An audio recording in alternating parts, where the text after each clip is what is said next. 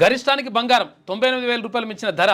అంతర్జాతీయంగా దేశీయంగా బంగారం ధర సరికొత్త గరిష్టాలకు చేరింది.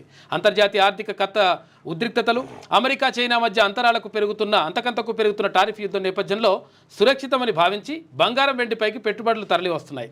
అయితే ఫలితంగా అంతర్జాతీయంగా ఔన్సు 31.10 గ్రాములు మేలిం బంగారం ధర మంగళవారంతో పోలిస్తే బుధవారం $107 మించి పెరిగి $3,330 చేరింది. ఇత్తడి ధర $3,300 తాకడం చరిత్రలో ఇప్పుడే ఫలితంగా దేశీయ విపణిలో పసిడి ధర బగ్గుమంది. హైదరాబాద్ బులియన్ విపణిలో బుధవారం రాత్రి 11:30 సమయానికి 10 గ్రాముల మేలిం బంగారం 24 క్యారెట్లు 98,400, అంటే ఇంకొక 1,600 తక్కువ ఉంది. ₹1,00,000 అవుతుంది. 1,600 తక్కువ ఉంది. ₹1,00,000 తులం బంగారం. 1,00,000 దాటితే తొందరనే తులం బంగారం.